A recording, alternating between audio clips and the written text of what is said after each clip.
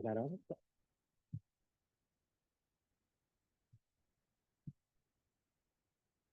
Bien, buenas tardes.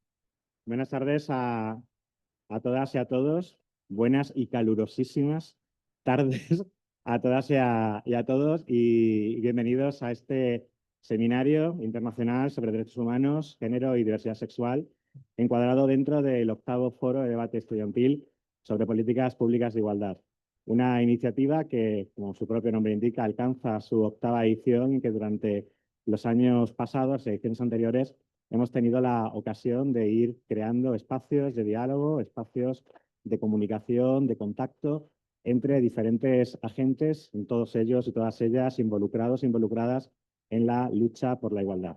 Agradecer al Ministerio de Igualdad y al Instituto de las Mujeres, que es quien potencia y quien permite la realización de estas actividades, y a todas aquellas entidades que colaboran y participan también en la realización del mismo.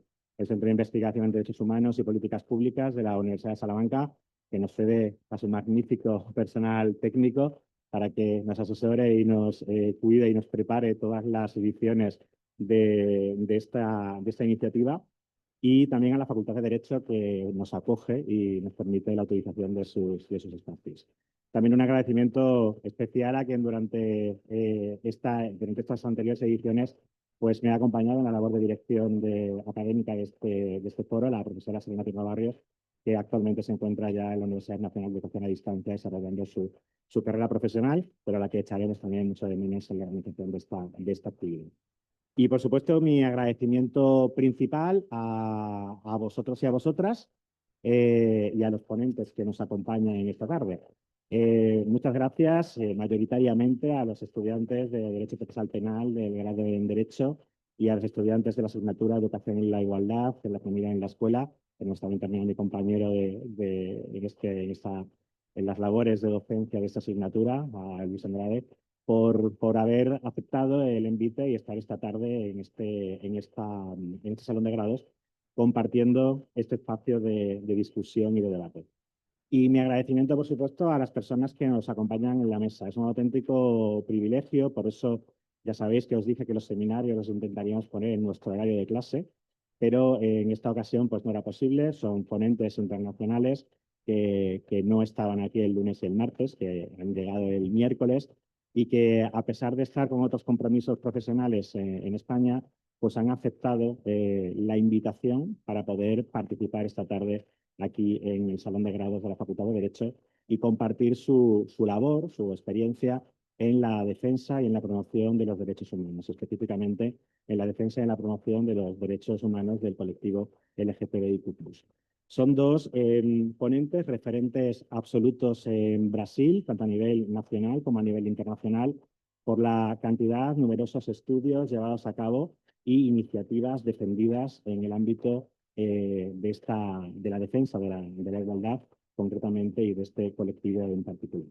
Me acompaña en el orden en el que van a intervenir el profesor Renan Cunalla, profesor de la Universidad Federal de São Paulo, la UNICEF, y presidente del Grupo de Trabajo de Memoria y Verdad, LGTBI QIA+, del Ministerio de Derechos Humanos de Brasil. Su labor investigadora es ingente, tiene publicados muchísimos libros relacionados con el tema de diversidad y, de hecho, lleva a cabo la cátedra de diversidad de género y sexual dentro del grado en Derecho de la Universidad Federal de São Paulo, y es un reconocido conferencista a nivel nacional, como digo, e internacional, con ponencias en diferentes universidades y en diferentes entidades. Tanto es así que pues, ha sido seleccionado, ¿no?, para presidir precisamente ese grupo de trabajo, importantísimo grupo de trabajo en el ámbito del Ministerio de los Derechos Humanos de Brasil. Y me acompaña, en este caso a mi izquierda, el profesor Lucas Díaz, procurador de la República, y que también ha liderado diferentes iniciativas también en la línea de la defensa de los derechos del colectivo LGTBIQ+, aparte de otras muchas labores dentro de las funciones. Para que os hagáis una idea, a un profesor de universidad no hace falta deciros lo que hace, porque nos veis a diario nosotros. El procurador de la República es el equivalente al Ministerio Fiscal en Brasil.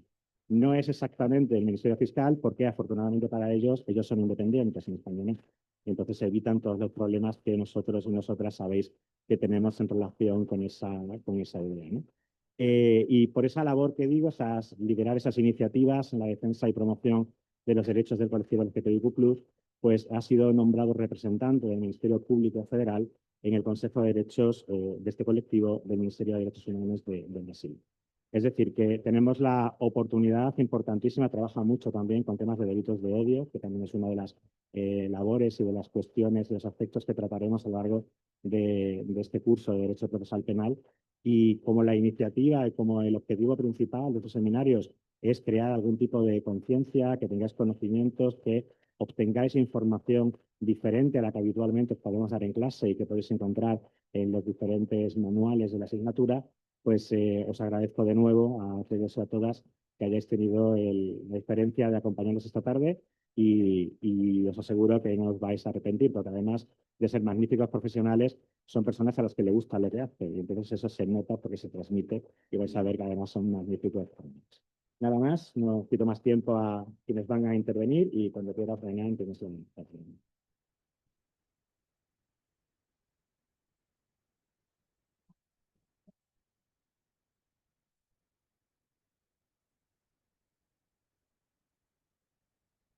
Tardes, ¿me escuchan? ¿Sí? Esto. ¿Me gusta? Buenas tardes. Es una alegría, un honor estar acá. Quiero mucho agradecer al profesor Adán por la invitación. Eh, ya les digo anticipado, les pido disculpas por mi portuñol, porque no hablo español, pero un portuñol. Pero creo que es mejor que intente hablar en español para que me comprendan. Y yo aquí hoy quería traer a ustedes en este seminario un poco de la historia, la memoria de los derechos LGBT. Y hablamos en Brasil LGBT, acá es LGTBI. LGBT, con una visión panorámica de los derechos de las luchas LGBTI en Brasil. Y termino con la última parte, es un panorama, un poco una visión sobre la situación actual de los derechos a que Lucas va a seguir también discutiendo, expondo después de mí. Entonces, la presentación que tenía... Ah, la provincia, sí.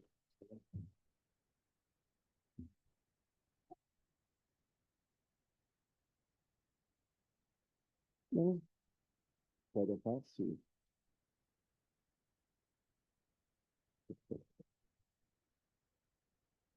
Entonces, en este inicio es como para presentarme un poquito más. Adán ya les dijo que soy profesor universitario, entonces soy un abogado de derechos humanos en Brasil y profesor.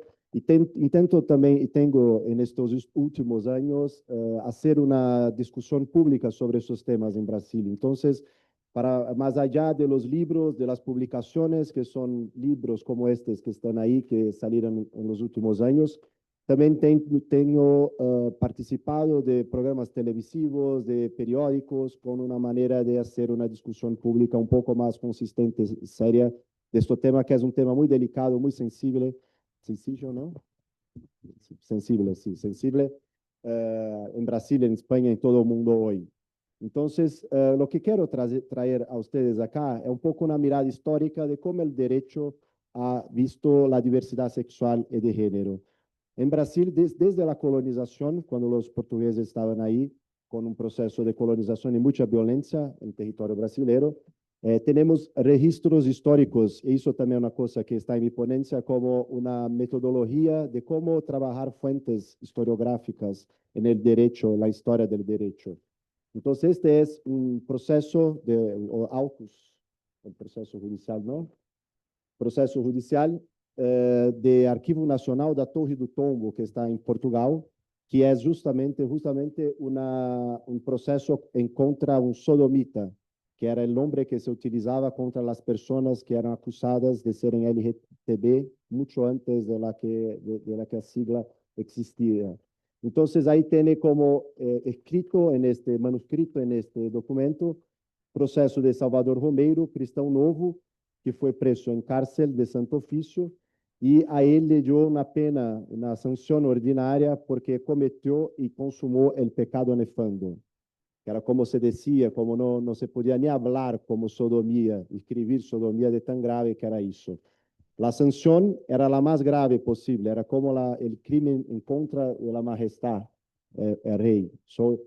Era una cosa que se hacía con una pena con foguera. ¿Cómo se puede decir esto? Hoguera, ¿sí? La hoguera. Entonces era muy grave, era una pena de muerte para los sodomitas en Brasil durante este momento. Va a modificar esta concepción en 19, por ejemplo, estoy solo con algunos ejemplos históricos para que comprendan un poco de este desarrollo, pero en 19 hay, hizo, por ejemplo, de Oscar Wilde, ya escucharon de Oscar Wilde, ¿conocen? ¿Sí? Que es un escritor muy conocido, inglés, y que ha sido también como el primer homosexual moderno, que fue condenado por indecencia grave, a pena de prisión durante 2 años, y acá es como un dibujo, ¿no?, visto en un periódico de la época, que muestra cómo Oscar Wilde también fue condenado por eso en este periodo. Entonces, son 2 ejemplos históricos aquí para evidenciar cómo que el derecho en esta época tenía una perspectiva de represión, de violencia y no de promoción de la diversidad sexual y de género en Europa y también en Brasil. Y eso también se pasa durante el nazismo en Alemania. Entonces, tuvimos en Alemania eso también con este parágrafo 175, que fue un parágrafo que equiparaba el sexo entre personas del sexo masculino, la relación sexual entre personas del sexo masculino, con la relación sexual entre animales y personas, ¿sí? Entonces, había una equiparación de la bestialidad, no sé si hay esta palabra, ¿sí? Bestialidad. Y la pena era tanto de pérdida de los derechos civiles, pero también la pena de prisión en esta época. Muchos de ellos fueron enviados a campos de concentración y exterminio durante la Segunda Gran Guerra por cuenta de esta disposición. Y acá vosotros tienen ejemplo histórico del franquismo también, con la ley de vagos maleantes, que fue también muy dura en contra de esas personas. Entonces, esos ejemplos todos nos evidencian cómo el derecho era más un instrumento, una herramienta de violencia do que efectivamente de protección de las personas que eran diversas de un punto de vista de género y de sexualidad.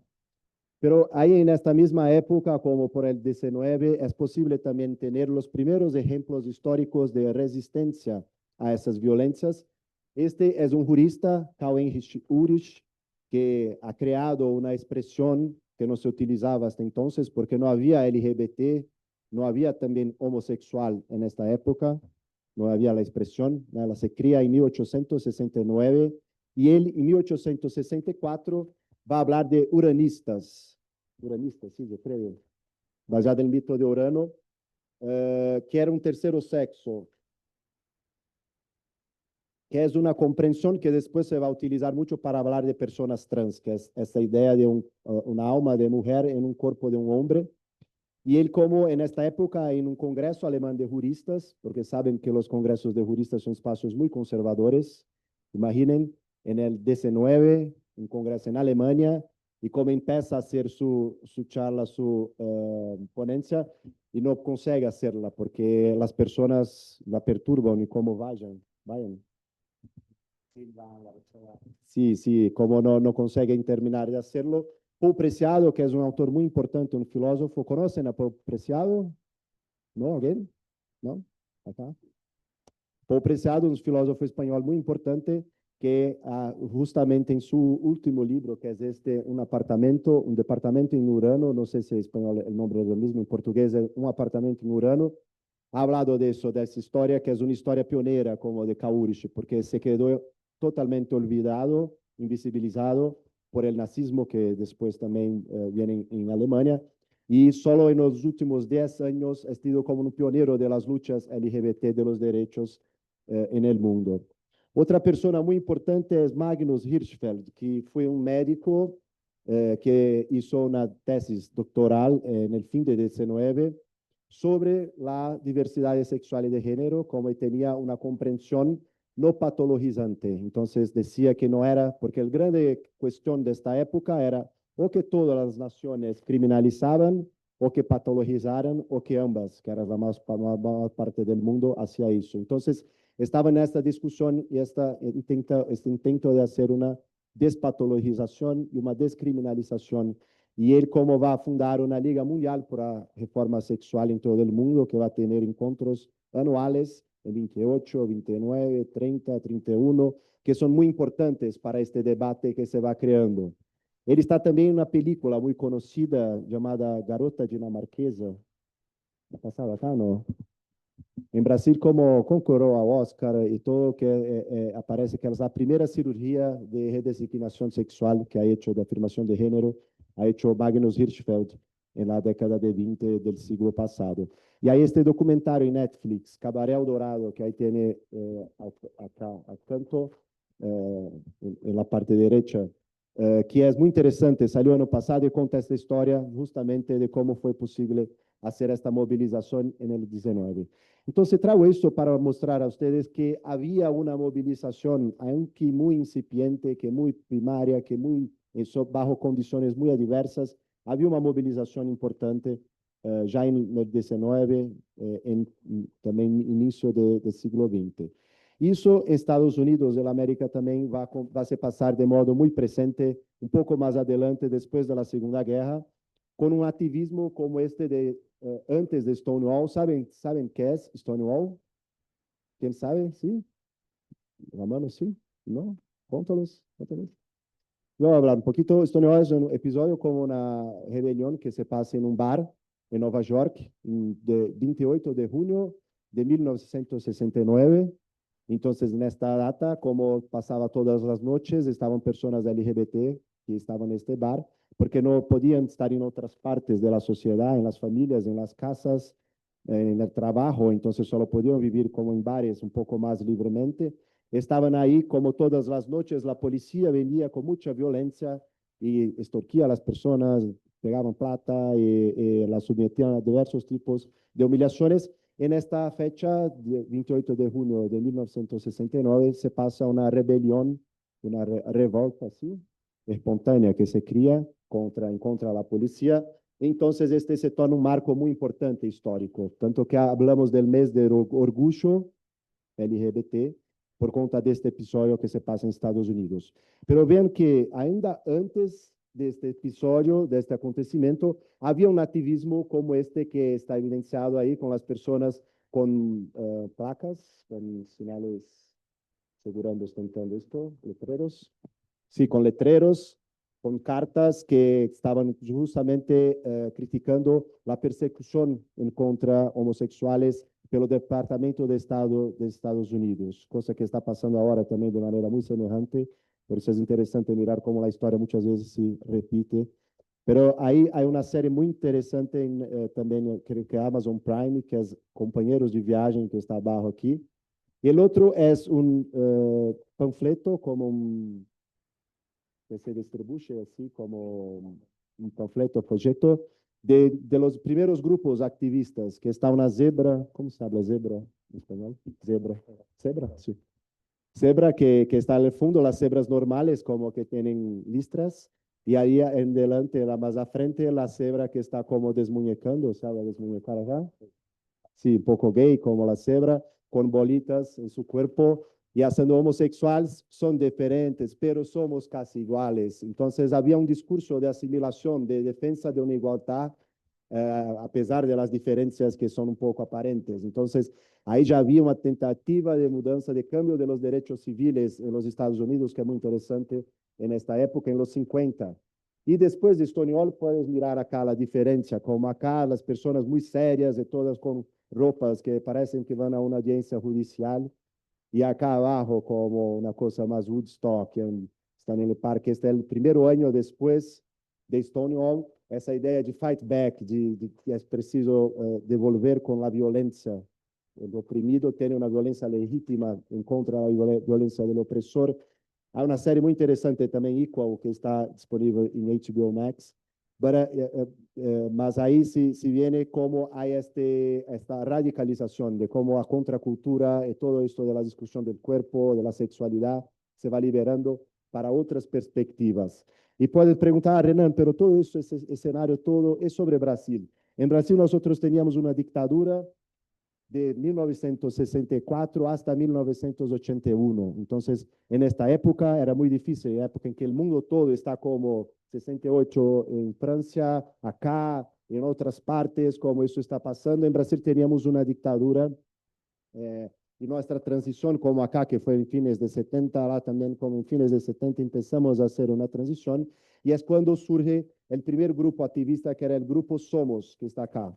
Y aquí es como una cronología, un documento histórico de ellos, que está como las primeras movilizaciones en 1978, que es la formación del grupo, pero con no tenían un discurso sobre los derechos, porque en contra de una dictadura no hay como reivindicar derechos, ¿no? El derecho es un instrumento de contención de poder, a que las dictaduras no les gustan. Entonces, muchas discusiones ahí sobre el derecho de ir y venir para las travestis, que eran también trabajadoras sexuales en general. Este texto habla de esto, que en Brasil tenemos esta comprensión de que Brasil es un país muy liberado, muy erótico, muy carnavalizado. ¿Ya estuvieron en Brasil? ¿Alguien acá? No, ¿no? Hay que ir al carnaval en Brasil, que es la época, que es una fiesta muy buena, popular en Brasil, pero que tenemos esta imagen de Brasil que es muy celebrativa, ilusoria también, que en Brasil no hay distancias sociales, que todos somos muy, aceptamos la diferencia, toleramos la diferencia, pero es un país muy violento en contra de la diversidad. Y mucho se produció en esta época, no voy a ser tan detallista por el tiempo, porque quiero que abramos después de Lucas a hablar acá, para ustedes también preguntar, intervenir en dudas, comentarios que tengan. Pero acá se ve como esta carta sobre la amnistía, pero que también habla que más allá del derecho al trabajo, todo ciudadano tiene también el derecho legítimo, inalienable al placer, que es parte de su derecho a vida y la sobrevivencia en cuanto ser humano. Eso es muy bonito, como el derecho al placer. Hablamos poco en derecho sobre cómo el placer es algo muy importante central en esta lucha de libertación, que no es solo para personas LGBT. El derecho a placer es algo que dice respeto a toda la sociedad, a todas las personas de la sociedad. Y gracias al movimiento feminista de las mujeres y al movimiento LGBT, que estos temas desde los 70, 80 empezaron a estar más presentes en el derecho. Este es otro documento histórico de los 80, 1980, que fue el primer encuentro de los grupos brasileños organizados homosexuales. Entonces, ahí es posible leer, la letra está muy chica para ustedes también, pero que son tres las reivindicaciones: libre uso de nuestro cuerpo, libre expresión de nuestra afectividad y el derecho al placer. Que es muy avanzado pensar que eso en 1980, sobre una dictadura, bajo una dictadura, estamos hablando de eso en Brasil. Y acá una tentativa bajo asinado, ¿cómo se habla eso? Una carta con asignaturas que firmado, sí, para firmar con miles de asignaturas con toda esta carta, pero fue cuando empezó esta campaña en 81 que conseguimos en Brasil, logramos en 85 la despatologización de las homosexualidades. Entonces este Grupo Gay da Bahía, GGB, que hasta hoy está muy actuante en Brasil, empezó con esta firma, enfim, con esta carta para reivindicar la despatologización. Y muchos otros temas que estaban ahí de derecho. Estoy mostrando acá un poco en este proceso histórico cómo el derecho va ocupando un papel, cada vez un rol, cada vez más central en las reivindicaciones de la comunidad LGBT en Brasil, con un espacio de disputa, aunque el Estado no reconozca eso. Entonces no había derechos LGBT ahí. Pero otras reivindicaciones como fin de represión y prisiones arbitrarias de homosexuales, fin de discriminación sexual en trabajo, derecho al convivio y custodia de hijos, así como el derecho a la adopción, derecho a libre manifestación pública de afecto y cosas que hasta hoy discutimos mucho en Brasil, creo que acá también, pero derecho a información sobre homosexualidad de forma no perjuiciosa en proyectos de educación sexual en escuelas, como en Brasil discutimos eso hasta hoy. Eso se va a refletir hasta en la constituyente en Brasil. Cuando intentamos hacer una constitución, y así hacemos una constitución de 88 en Brasil, que se discutió la inclusión de un dispositivo específico de protección a los homosexuales en esta constitución. Entonces, gracias a la movilización del grupo Triángulo Rosa, que está ahí en esta foto, João Antônio Mascarenhas, un activista importante, que es el primer homosexual que va a discursar de la tribuna del Congreso Nacional Brasileiro.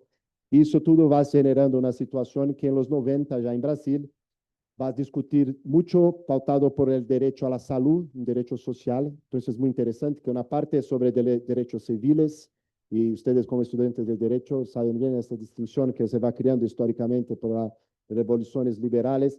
Los derechos civiles primero, pero empieza también en Brasil de manera mezclada los derechos sociales por cuenta de la epidemia de SIDA, que fue muy central en toda la comunidad LGBT, acá en otras partes.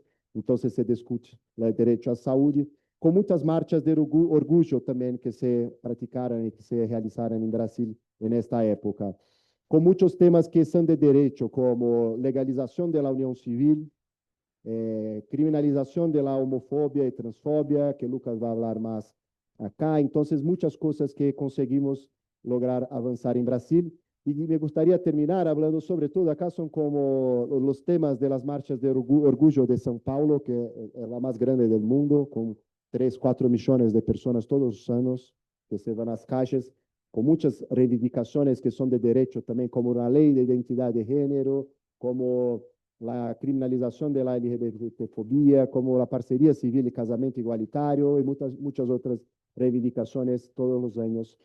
Y hoy tenemos una realidad que es esta en nuestro país, y ya voy caminando acá para concluir, que es de un lado como avanzamos mucho en los derechos. Entonces, desde 2011, pero no desde los 80, pero 2011 tuvimos la primera decisión de nuestra Suprema Corte, que es una corte constitucional, diferente de ustedes acá que tienen separadas. Nuestra Suprema Corte es la Corte Constitucional, y ha juzgado que la unión civil entre personas del mismo sexo debe ser protegida como familia por el derecho.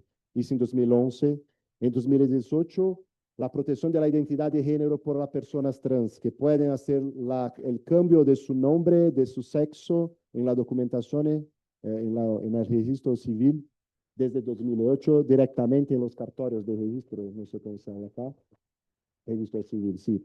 Entonces no necesitan con una acción judicial y todo lo que había antes, es muy más simple, desburocratizado.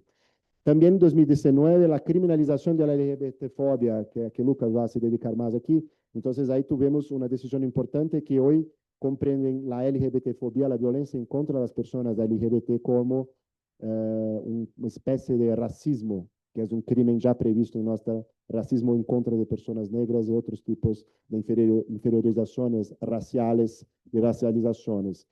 Tenemos también como derecho de donación de sangre, que no era posible para homosexuales. Tenemos también muchas decisiones importantes sobre ensino de género y sexualidad en las escuelas, que no es solo una posibilidad, pero una obligación, entiende la Suprema Corte Brasileira, para tener una educación emancipatoria sin discriminación. Entonces, es un panorama muy interesante. Brasil hoy es posible decir que es uno de los países que más ha avanzado históricamente por el reconocimiento de los derechos LGBT. Y muchas personas, investigadores extranjeros o periodistas que me preguntan en Brasil, ¿cómo está la situación de los derechos LGBT en Brasil? Yo les digo, muy bueno, los derechos están ótimos, pero la población no tanto, porque hay una distancia muy grande entre que vemos como derecho formalmente asegurado en estas decisiones, y es importante decir que no hay una única ley de protección de la diversidad sexual y de género. Entonces, no son leyes en sentido estricto, producidas por el Parlamento, sancionadas por el jefe del Ejecutivo. Lo que tenemos son decisiones judiciales de la Suprema Corte. Ah, Renan, pero es lo mismo, ¿no? Es vinculante, es general, es abstracto. Sí, es vinculante, pero sabemos que es posible hacer cambios en la Suprema Corte. Eso pasó en los Estados Unidos, por ejemplo, ahora con el derecho al aborto, que por 50 años, medio século, estaba ahí consagrado, protegido, y no es más posible porque la Suprema Corte tiene un cambio de número de personas, de progresistas, liberales, conservadores, y eso se cambia el entendimiento del derecho. Saben ya que derecho no es una ciencia tan exacta como muchas veces creemos. Entonces, es una situación un poco delicada y paradojal, porque avanzamos mucho desde el punto de vista del reconocimiento formal, pero somos ainda un país muy violento en contra de esta población, y Lucas va a hablar más de esta dimensión de la violencia y de otras maneras de combatirla que tiene desarrollado en Brasil, trabajado en esto. Entonces, quiero agradecer, para no pasar mucho de tiempo, agradecer, pedir disculpas por mi portuñol. Espero que te ha sido posible comprender. Y estoy a disposición después para las preguntas y comentarios de que podamos conversar. Gracias.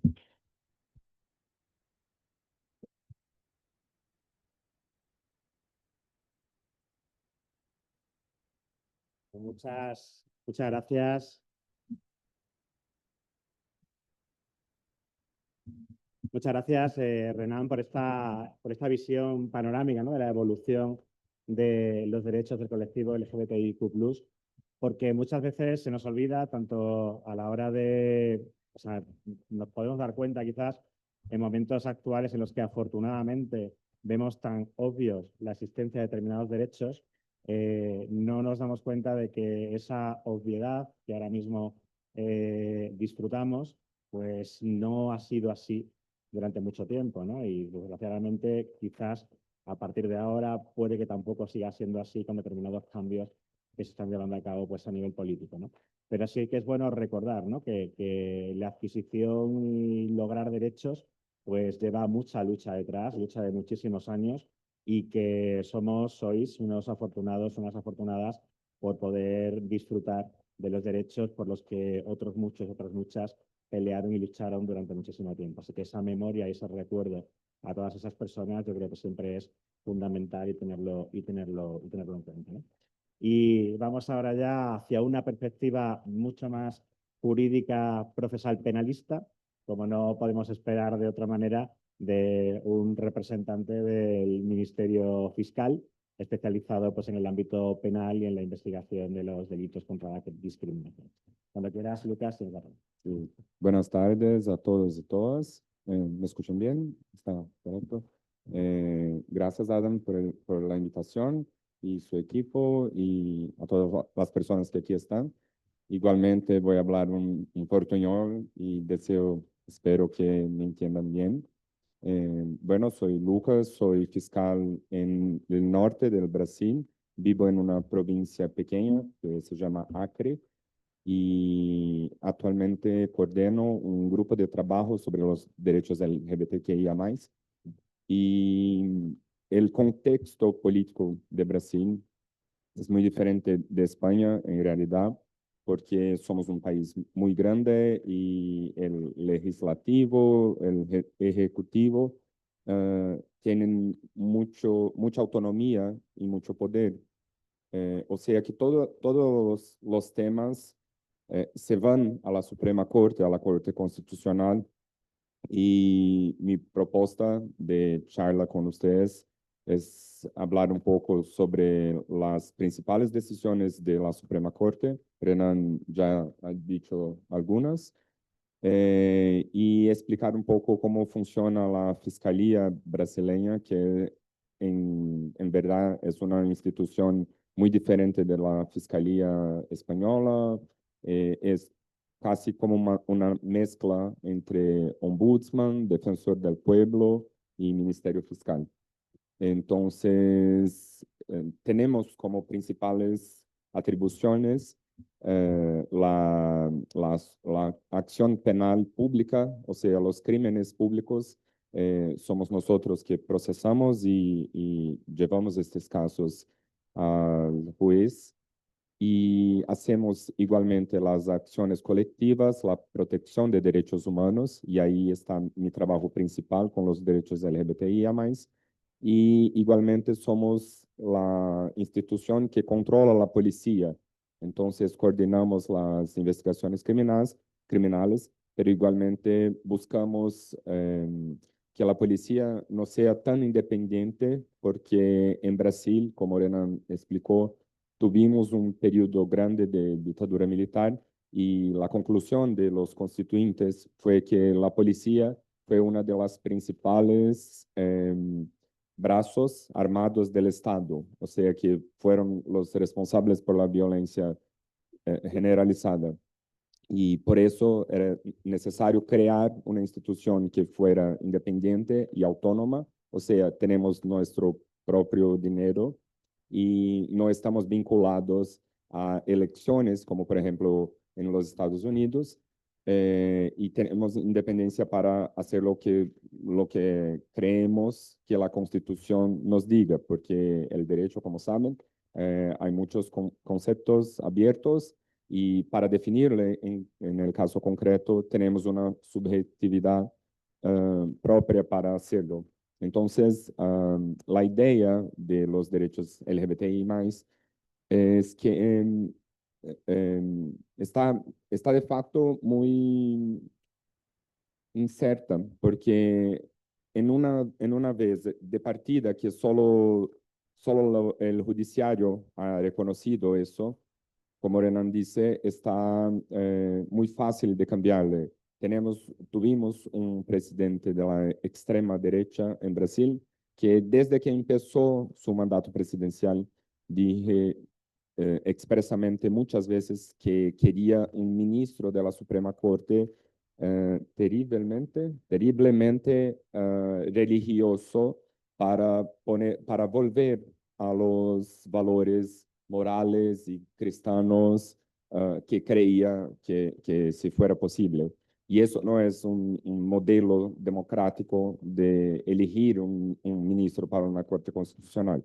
Y de facto nombró dos ministros terriblemente religiosos.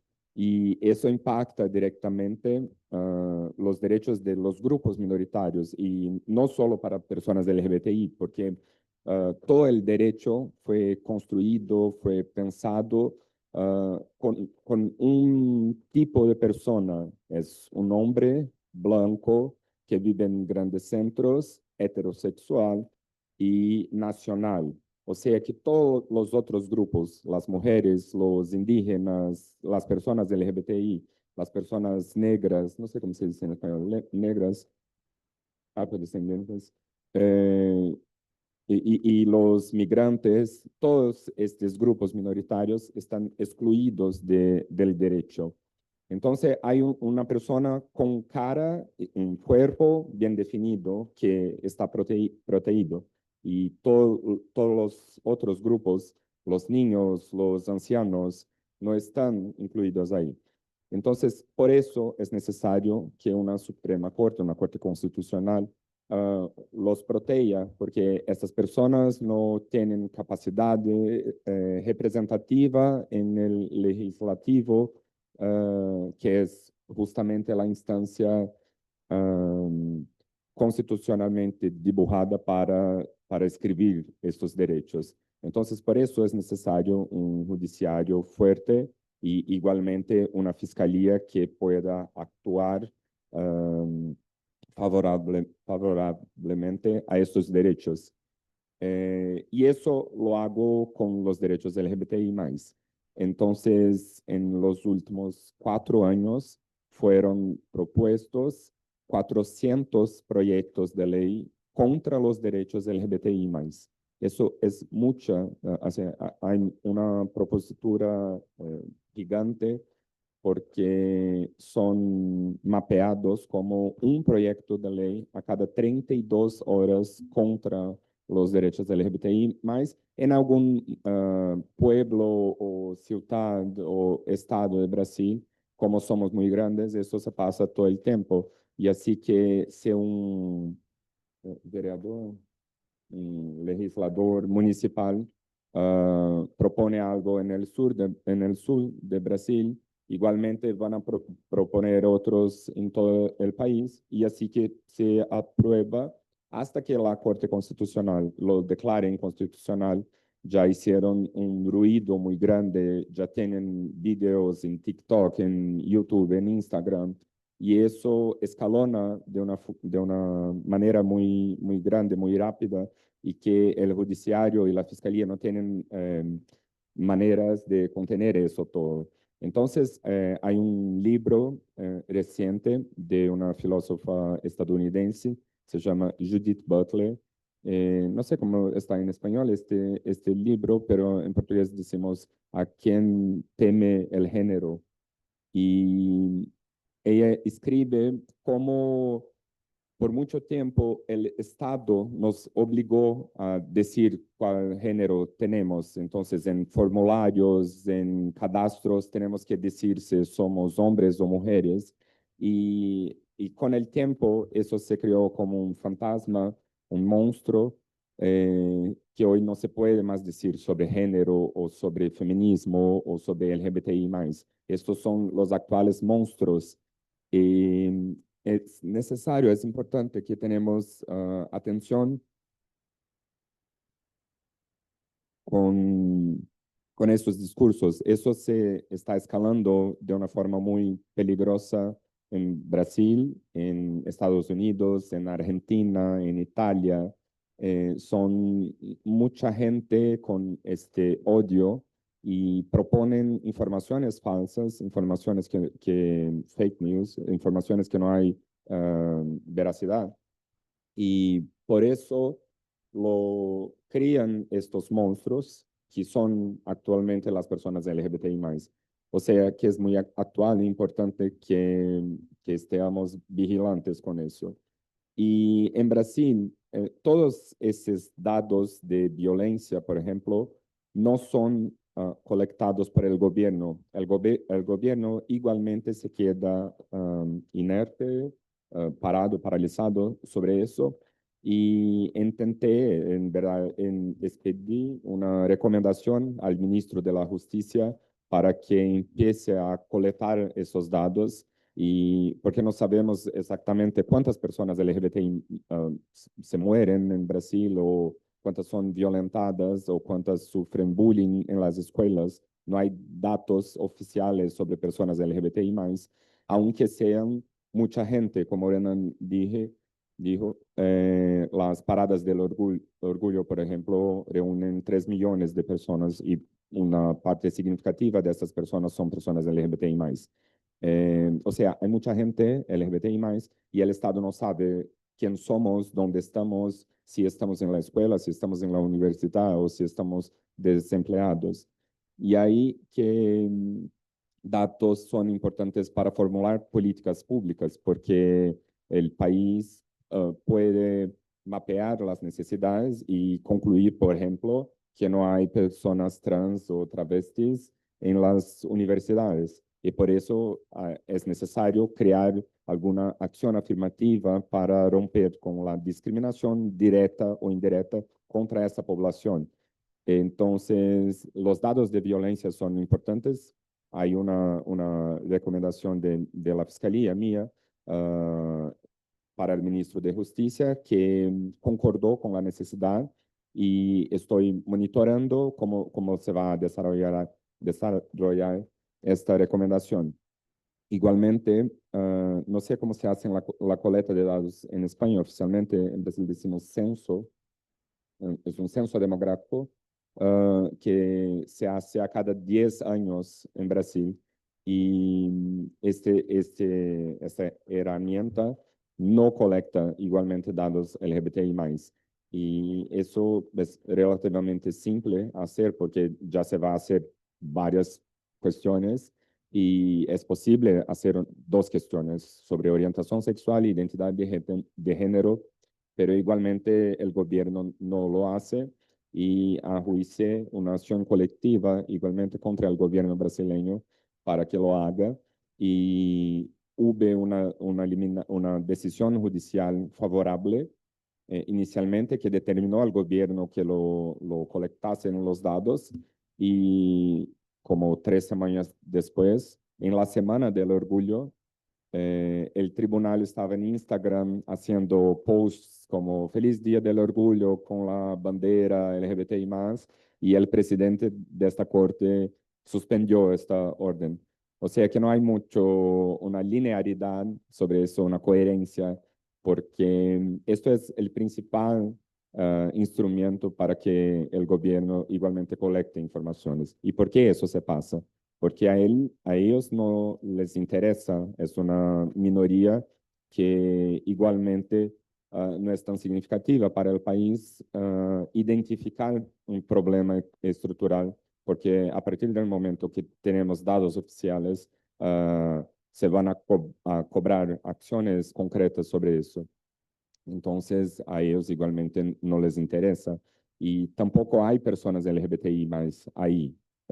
Travestis y transexuales, ainda menos, porque están en un escenario de desigualdad, que no están trabajando en empleos formales, porque la discriminación y la violencia es tan grande que no prácticamente no adentran en otros espacios. Entonces, es necesario igualmente que el Estado asuma un papel activo en el combate de esa discriminación. Y más recientemente, voy a mencionar como más dos acciones y abrimos para el debate. Ajuicié una acción colectiva contra bullying LGBTI+, en las escuelas y en los ambientes educacionales, porque eso no es un programa oficial, un proyecto oficial. Al contrario, en Brasil eso casi no se fala, casi no se habla sobre eso, y igualmente no hay una postura activa antidiscriminatoria de las escuelas, de las universidades que en algún modo deben hacerlo.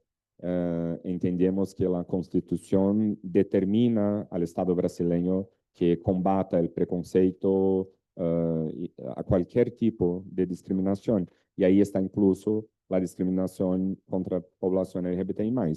Y por fin, la criminalización de homofobia igualmente ocurrió por una decisión de la Corte Constitucional.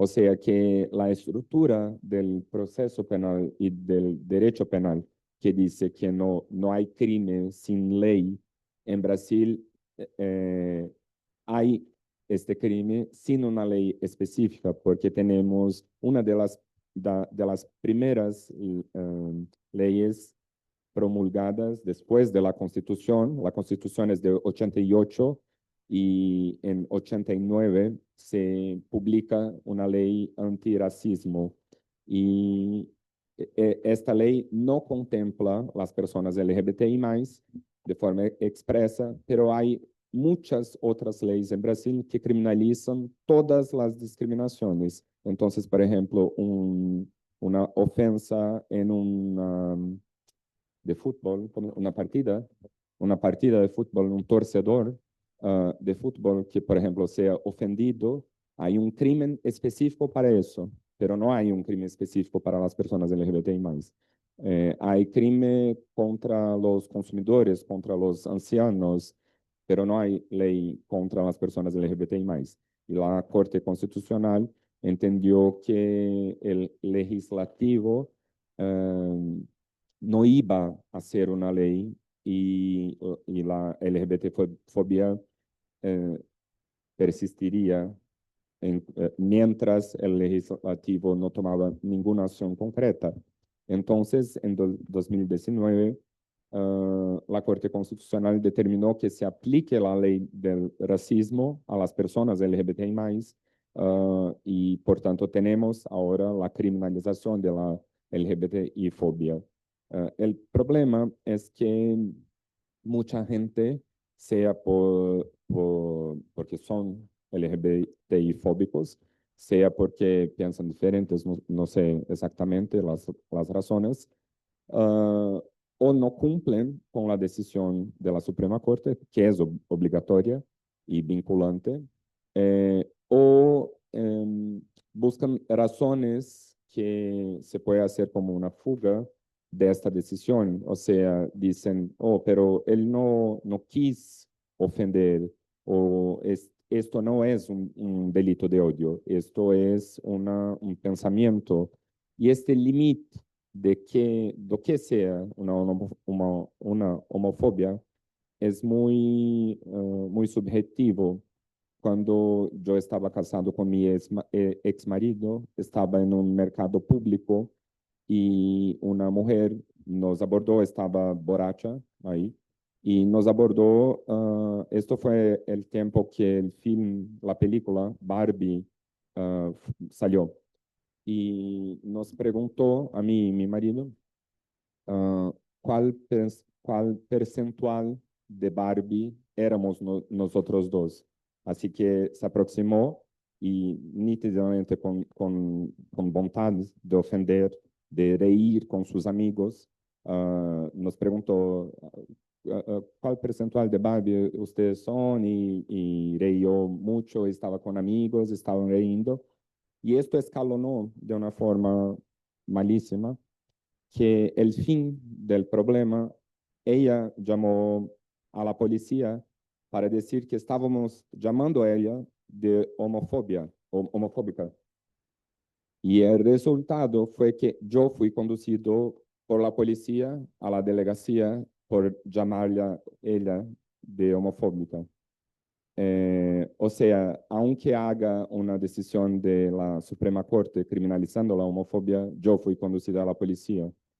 Entonces, eso no funciona y no creo tampoco que la criminalización de conductas se va a poner un punto final en la LGBT-fobia.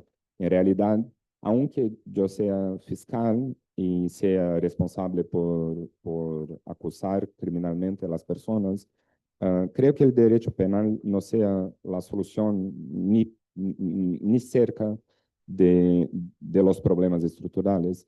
Creo que sea necesario, en verdad, investir en educación, en salud, en acciones afirmativas para las personas LGBTI+, y que las otras personas puedan convivir con la diferencia y así eventualmente creer en una sociedad más igual. Entonces, creo que podemos abrir para preguntas y ahí que concluimos algo, pero te agradezco por el tiempo. Gracias.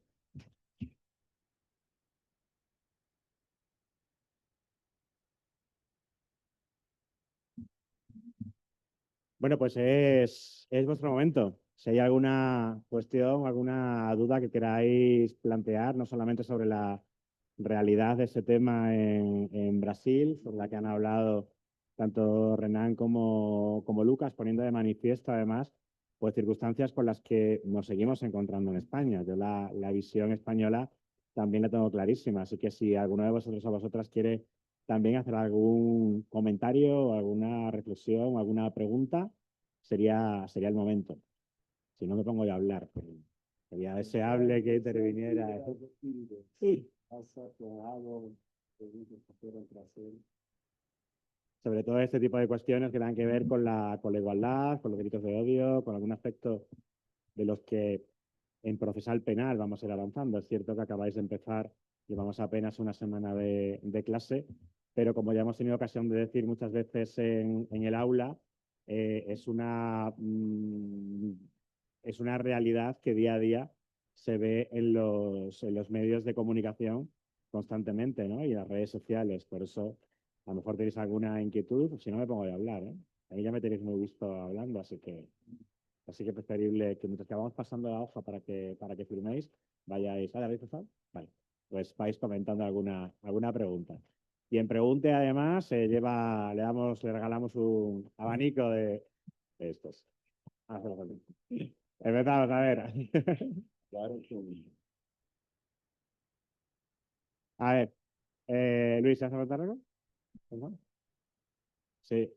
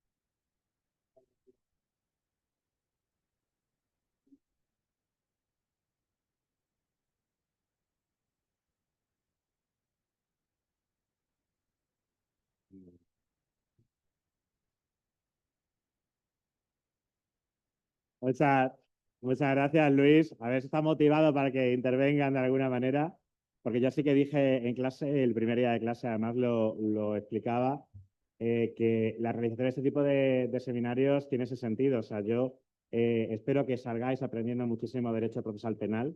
Desde luego, yo voy a poner todo de mi parte para que sea así, ¿no? Que tanto en la asignatura de procesal penal como en el máster, ¿no? Para que tengáis mucha información junto con Luis en materia de educación en la igualdad, pero pasar por la universidad es mucho más que eso.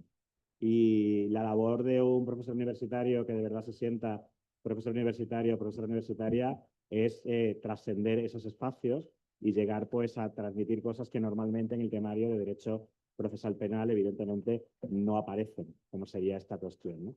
Aunque deberían aparecer. Y ahora os planteo si tenéis alguna pregunta y si no os digo por qué deberían aparecer. ¿Alguien quiere hacer alguna pregunta? ¿Un comentario? ¿Sí?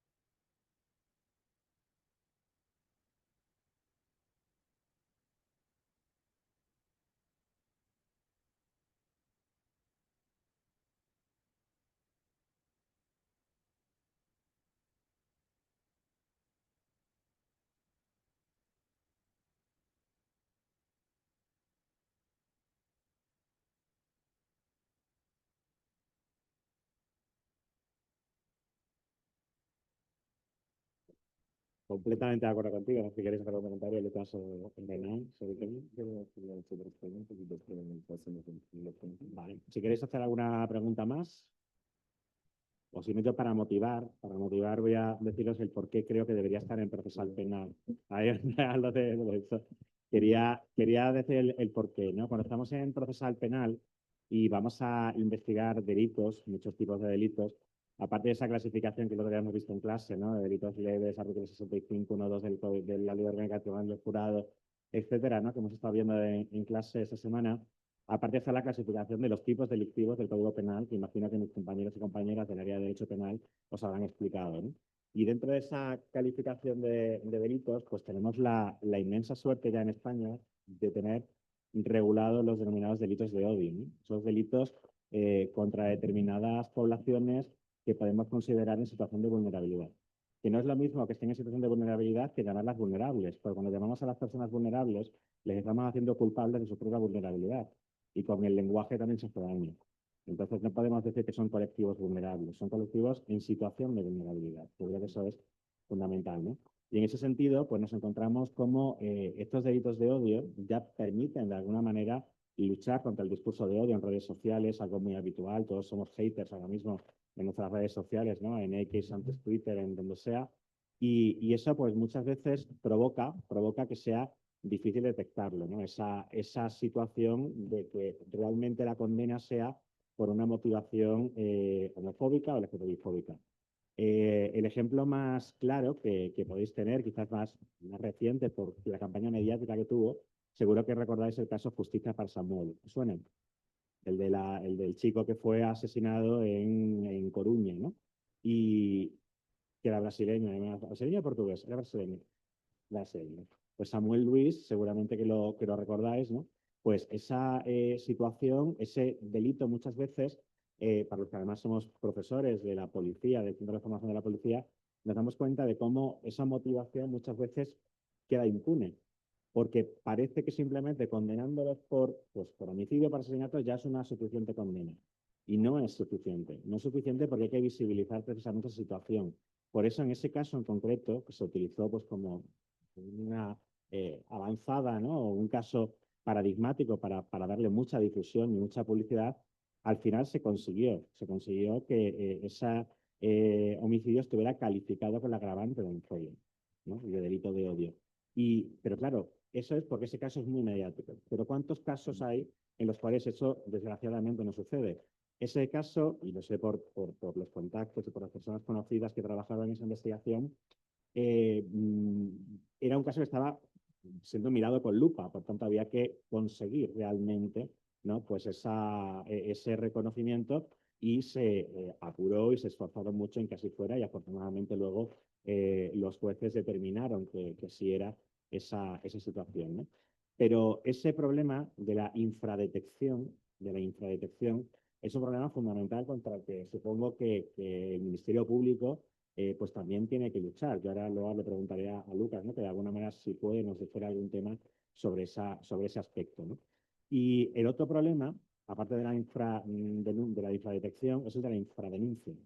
La infradenuncia, cada vez que vemos la evolución de los delitos de odio en España, el informe que en julio cada año publica el Ministerio del Interior, nos damos cuenta de que aumentan.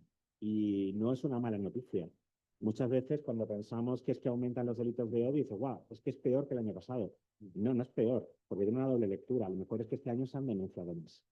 Sobre todo porque en la encuesta de victimización que se ha hecho este año de los delitos de odio, que además ha sido diseñada por la Universidad de Salamanca, por el Centro de Investigación en Derechos Humanos y Políticas Públicas, y las preguntas relativas a procesal, pues el culpable soy yo, si es que hay algún culpable de esas preguntas, han revelado que tan solo una de cada 10 personas que sufre delito de odio denuncia.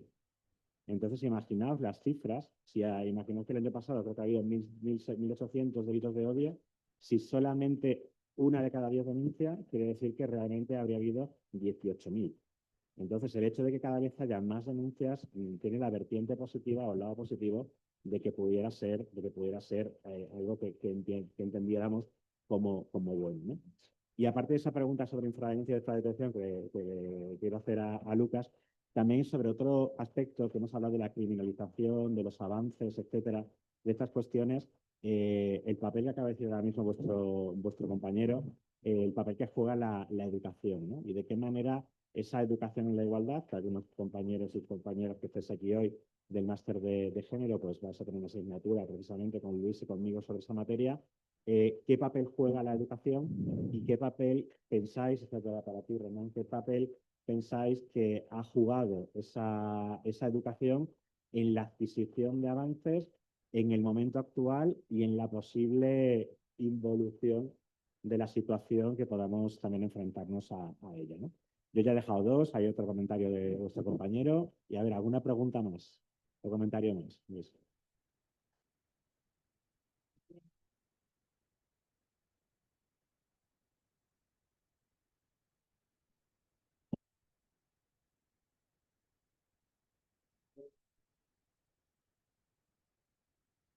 ¿Qué se nos pone?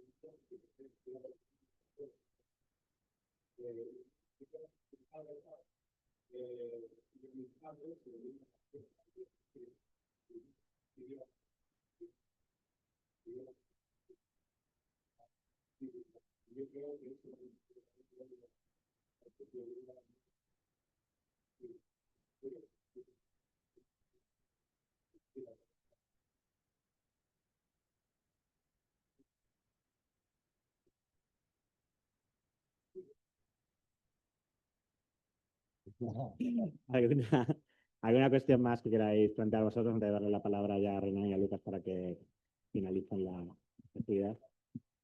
¿Habéis levantado la mano? ¿Por ahí alguien? ¿No? ¿Seguro? ¿Nadie quiere un abanico? Con el calor que hace. Luego es un buen regalo, ¿eh? Un mejor regalo. Bueno, pues sí.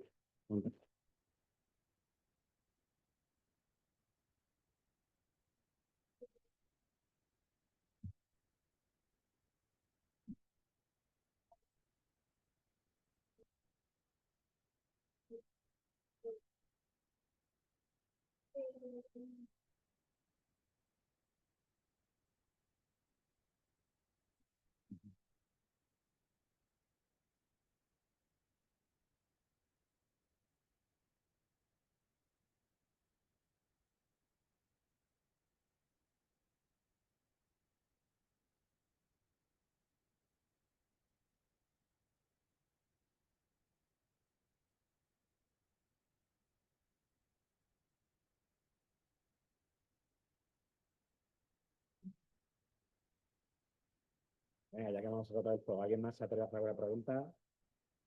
¿Alguien más se anima? No, pues bueno, vamos a darle la palabra entonces. Lucas, ¿preguntas tú, Renan? ¿Lucas? Lo que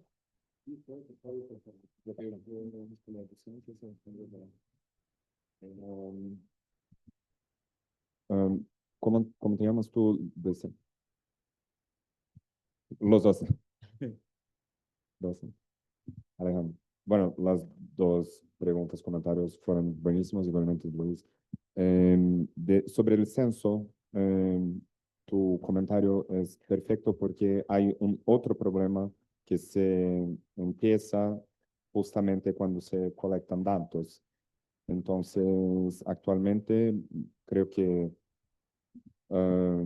algo que vale oro sean los datos de todas las personas, porque, por ejemplo, las aplicaciones saben qué color me gusta, qué música escucho y todo más. Entonces, datos son sensibles y necesitan ser tratados con cuidado. Em, el censo brasileño es desarrollado por un instituto gubernamental muy conocido como muy antiguo y que hace la trata muy correctamente hace muchos años. Este problema de colecta de datos sensibles, por ejemplo, empezó cuando se empezó igualmente a colectar los datos del color de la piel de las personas. Isso foi em 60, Renan, a coleta dos marcadores raciais. 70. Porque empezaron con una cuestión abierta que fuera cuál es la color de tu piel.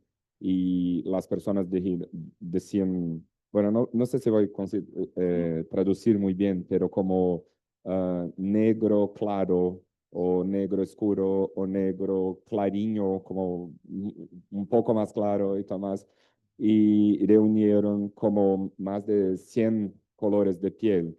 Y eso no era importante, no era bueno para hacer una política pública, porque no tenían datos concretos sobre eso, porque cada persona tenía una impresión sobre su color de piel. Y 10 años más tarde definieron como 5 colores de piel para que las personas objetivamente hicieran eso. Y eso igualmente se va a pasar con las personas LGBTI, porque hay pansexuales, hay una infinidad de sexualidades posibles. Entonces, estos datos también precisan ser concretamente analizados y tratados. El Consejo de Medicina brasileño hace como 3 o 4 meses editó una resolución malísima para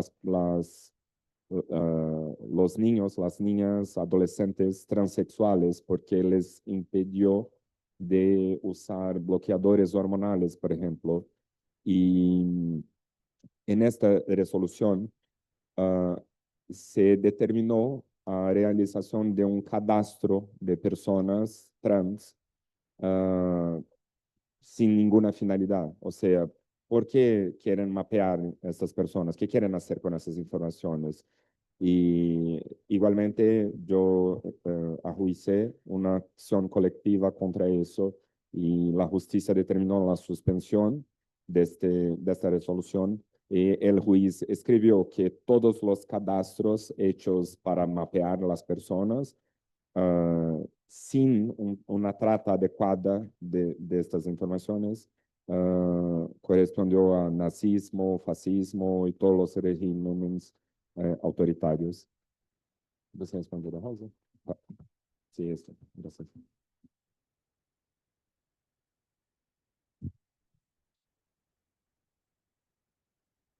Son muy buenos los dos comentarios que hicieron ustedes. Sobre eso ainda, que, que, no, si hablo yo te paso la palabra, pero sobre eso ainda, que la pregunta de Alejandro, que es una preocupación muy legítima mismo, ¿no? Entonces, en esta época que es como un capitalismo de datos, como dijo Lucas, o de vigilancia,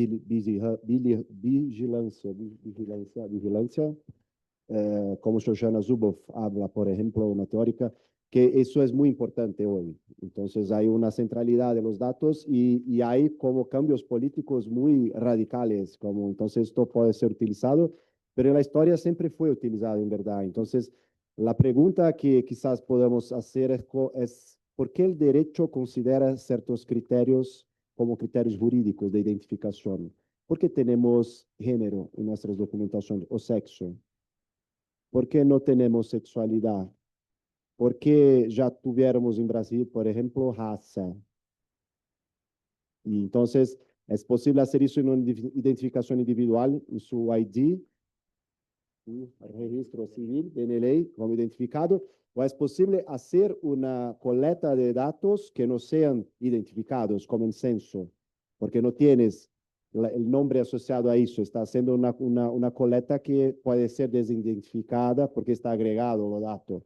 Entonces hay que buscar mecanismos, me parece que eso es muy importante, que podamos hacer esto, como en África del Sur, en apartheid era en determinado momento, como Estados Unidos, en determinado momento la segregación racial dependía de una clasificación que estaba como registrada en los documentos y después eso sale porque ya no es tan importante, pero aún es necesario saber cuántas personas negras, LGTB, viven, dónde viven, cómo trabajan, si trabajan, cómo accesan a servicios públicos como salud, educación, asistencia social, qué necesidades tienen, qué vulnerabilidades tienen. Entonces, tenemos que pensar cómo hacer esto y pensar si el derecho es una herramienta necesaria para eso, si podemos como dar un paso. Y algunos autores, pensadores hablan sobre eso como un derecho sin género, por ejemplo, y sin sexualidad, porque no es un criterio más necesario en sentido estricto, pero tenemos datos es importante para la política pública. si no haces política pública como tentativa y error, como en Brasil pasa hoy, porque no sabemos cuántas personas LGBT tenemos en el país, qué necesitan ellas, si están en la escuela, no están, si están en el mercado de trabajo, formal, informal. Entonces, no tenemos como informaciones suficientes para hacer una política pública que sea efectiva. Entonces, yo creo que es preciso pensar a partir de tu preocupación en estas posibilidades que tenemos de política pública, de instrumentos jurídicos también para un diseño de ciudadanización, de asegurar la ciudadanía a estas personas. Sobre la criminalización, yo tengo acuerdo que es muy limitado, pero en Brasil tuvimos muchos esos debates. Cuando vea que en Brasil ni tivemos una ley de criminalización, fue por una decisión judicial. Hay toda una discusión de reserva legal, ¿no? También acá, en el derecho penal, como no podría hacerlo por una Suprema Corte, una decisión criminalizar una conducta. Y es una discusión muy extensa, en fin, en Brasil, pero yo la defendí en esta época porque estaba electo un gobierno que tenía un discurso abiertamente LGBTfóbico. Y era muy simbólico que una criminalización se pasase en este momento, se aprobaba por la Corte Suprema, porque eso era un recado a la sociedad. Yo sabía que no iba a dar en nada. Como Lucas, yo también sufrí homofobia en São Paulo, la gran ciudad de Brasil, y nada pasó. Como llamé a la policía, el policía me decía, no, no tienes que denunciar, no va a dar en nada, no va a resolver. Como yo dije, no, yo sé que no va, pero yo quiero hacer el registro de esto.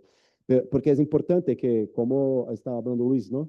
De la denuncia, porque tenemos que tensionar las instituciones, no funcionan bien. Eso es modo normal de las instituciones, no funcionan bien. Tenemos que hacer estas presiones para que caminen un poco más. Y es un problema, es muy limitado, pero a mí me parece que en este contexto en que vivimos, en que el derecho se torna muy central en las disputas morales, hacer esta protección jurídica, aunque criminal, con todos los límites de la selectividad penal, de la racialización que eso implica y de todos los problemas de contradicciones, es una contradicción interesante de explotar en este sistema. Cómo hacer esta, porque el sistema va muy bien criminalizando crímenes contra patrimonio, robos, tráfico de drogas, y esto es que se criminaliza bien. Ahora, los delitos de odio no criminaliza bien. Entonces, hay una contradicción ahí que me parece importante de también discutir. Primero, si criminalización es cárcel, porque hay otras maneras de criminalizar con otros tipos de sanciones del Estado. Y en segundo, si que criminalizamos, como no todo, pero para mí es más importante criminalizar ciertos delitos de odio, desde el punto de vista de la civilidad de la democracia, do que ciertos crímenes contra patrimonio como hurtos. ¿No?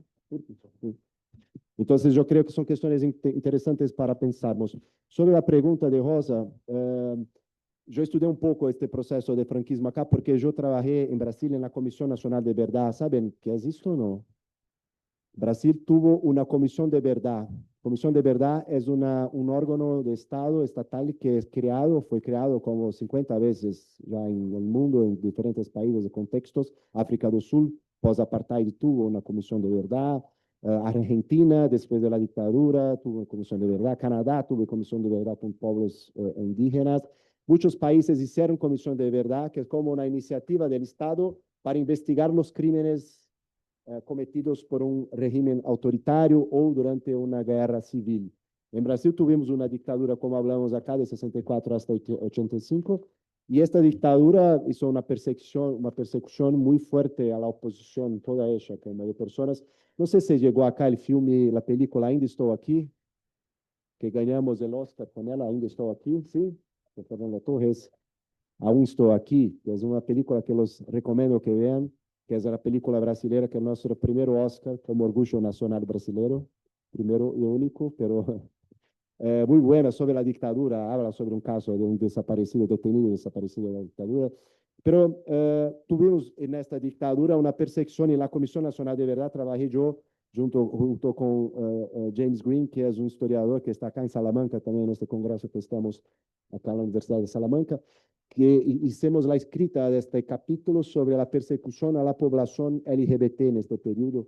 Entonces, no tuvimos una ley tan expresa como acá, la ley de vagos y maleantes, pero teníamos tipos penales muy elásticos, muy flexibles, muy abiertos, que fueran utilizados para detener las personas, torturar, extorquir las personas y hacer diversos tipos de violencias.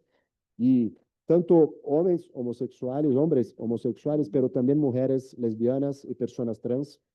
Entonces, hay registros históricos muy interesantes de todo eso en Brasil con esta aplicación de la ley. Evidentemente que tenemos mucho más material, registros de documentación de hombres. ¿Por qué? Porque hay una desigualdad de género en la sociedad en que las mujeres se quedan en el espacio doméstico y los hombres van a los bares, a saunas, a parques, a todo lo que hay en la sociedad, al mercado de trabajo, incluso todo eso. Entonces, había como una desigualdad, una diferencia muy fuerte ahí de ocupación de espacios públicos donde se cometían también esas violencias y el registro. Entonces, la sexualidad femenina, yo los mostré acá, como en Alemania, el parágrafo 175 no habla de sexo entre mujeres. No sé si recuerdan cómo era sexo entre hombres, es equiparada a bestialidad. No habla sexo entre mujeres. Mujeres tenían una sexualidad restrita a la reproducción, porque solo son madres. Entonces no tiene una sexualidad libre para ejercerla, no tiene placer, no tiene nada de eso. Entonces era una concepción muy sexista que prevalece incluso en la represión, porque no toma a la mujer como un agente de su sexualidad, como una persona que tiene que tener, o que tiene una autonomía de su sexualidad solo reproductiva. Entonces, es muy interesante cómo mirar a estas documentaciones, a estos registros, comprendiendo estas diferencias de género también que marcan incluso la visión de los regímenes autoritarios como el franquismo acá, pero la dictadura brasileña también.